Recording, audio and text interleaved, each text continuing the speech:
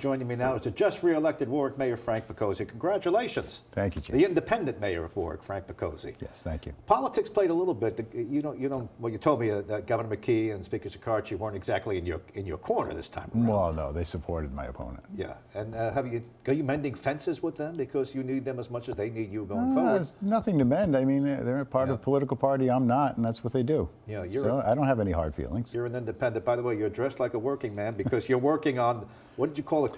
Winterfest in Apponaug tomorrow. This is for the weekend. We're taping on a Friday, so Saturday and Sunday, you got a Winterfest going? On Saturday. All Saturday? Yep, from 9 to 3. Food trucks? Food trucks, face painting, balloon twisting, a parade, you name it, we do it. We did it last year too. We got a grant, a tourism grant, enable us to do it. So we're going to do it every year. It was such a big hit. Right. We had over 10,000 people there last year. That's a lot. Now, you said there's a parade actually around by the Apponator? Where does the parade go? I'm curious about this. It's going to start where Station 1 is, Dunkin' Donuts.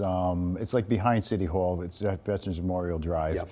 And it's going to go down, take a right onto Post Road, and then come back up towards City Hall. Okay. And the street in front of City Hall would be closed all day. You're like Mayor Christmas, because you're famous for your Christmas display on your own home. Did you put that up again this year? Oh, yeah. It's up and running. How many lights? I don't have any lights. They're called pixels. They're like the things in scoreboards. 10,000, 20,000, thousands and thousands? What is there are tens of thousands, but I used to have, when I had regular incandescent lights, I had over 100,000 then. But this is different technology. All right, well, you're into Christmas. Listen, November was very good to you. Yes. You really beat your competition combined. You trounced them. That means that the people of Warwick have faith in you. Mm-hmm. Going forward, you're going to tell me you have a budget surplus. You're going to tell me economically the city is very good on budget-wise. You also have, what is it, an unfunded liability you have to deal with? Yeah, that's OPEB. It's other Make that really understandable. Other with post-employment benefits, which is health care and retirement.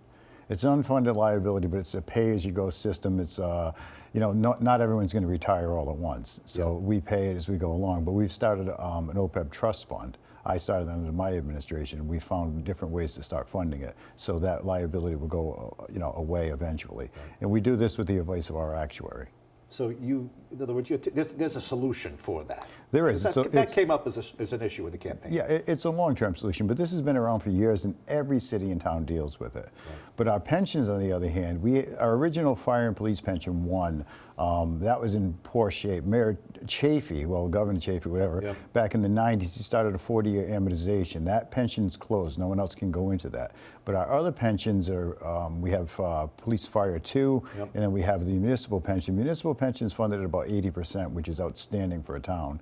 And the fire and police are about 75%. So we meet our obligation to contribute every year, so we have no troubles there. And budget-wise, you're running a surplus? We're running a surplus from last year, around $3 million, but however, the school department seems to be running a deficit, so that may offset, but they're still working on that. Right. We have our financial challenges like any city and town does. Every year, it's year to year. You try to keep the expenses down, but with inflation, things go up.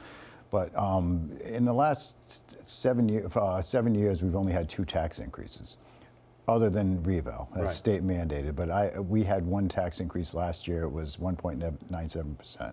So it's not staggering. Yeah, you're building new schools. We're building new schools. Like many municipalities are. Yes. And you're building them where and when, just so you update us? We're building them right where the existing schools are, Pilgrim and Tollgate. They're being built on the current athletic fields, and then they'll tear down the other school and build the athletic fields.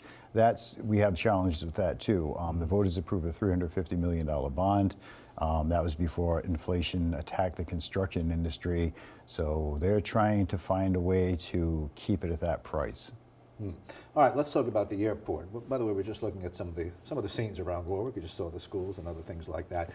Your airport, they're embarking on an ambitious construction project there that you were not happy with completely, but in the end you reached a compromise. You're happy with it now. This is going to bring in private shipping and things like that, and you got an access road that you demanded. Tell us about that. Well, the cargo facility, it's on airport. We have no say in that. I'm not really against it. It's inconvenient, but the airport's there, and they're vital to Warwick and Rhode Island's economy.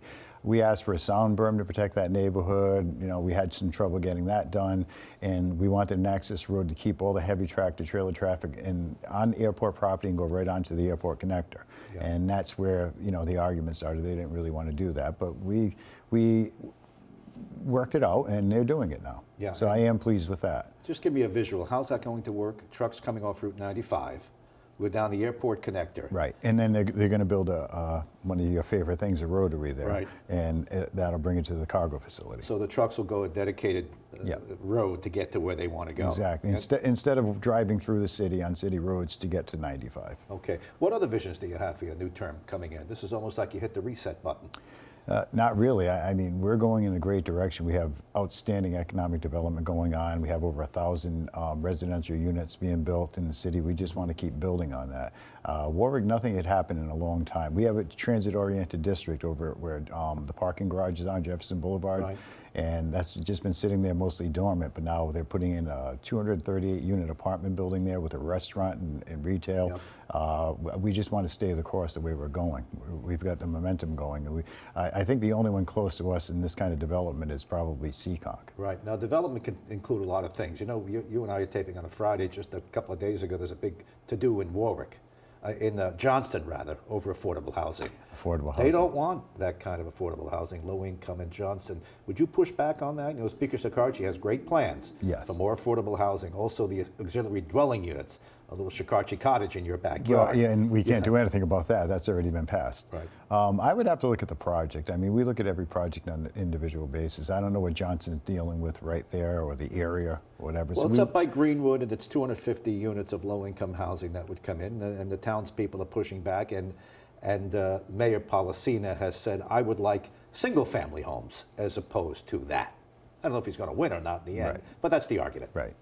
Well, ideally, you would want single-family homes. It's like Warwick. I mean, most of it are single-family homes. It's a suburban feel. But then we have other areas like Post Road, Jefferson Boulevard. That's just ideal for apartments, and that's what it was designed for. So would you welcome more affordable housing, more low-income housing in Warwick? I would. Yeah. I would, depending on the circumstances. And too. what about these ADUs, the Shikarchi cottages, Not I a big call fa- them? I'm not a big fan. Why not? I'm really not, because what I see is those are going to end up becoming tenement complexes.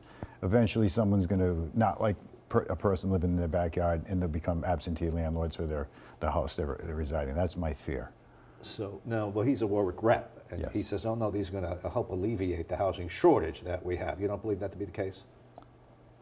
It may or may not. I'm not a fan of them. Like I said, the auxiliary dwelling is going to be an in-law Right. apartment, whatever, but they may end up renting that to tenants. And then the person that owns the house saying, well, I don't want to live with a tenant in my backyard, and then rent that house out. You could turn neighborhoods into, Yep. rental property, absentee landlords. I wanna And talk- I'm afraid of that. Let's talk about Connecticut, which is where you live. You had Yeah. some flooding down there. You got some infrastructure issues that are left over from the last term. What are your plans? It's really not, in Connecticut, it's not infrastructure, it's the rising level of the ocean. It floods worse than it used to. I mean, we have drainage down there, but this is just, during the storms, the rain comes up, and there's nothing you can do until it recedes. So that you got to live with that? Is that what you're saying? We do. Well, you live there, so I mean, guess you got to live well, with it. but it's down near the water. It's down near Connecticut Point. Yeah. It's rising higher than I've ever seen it before.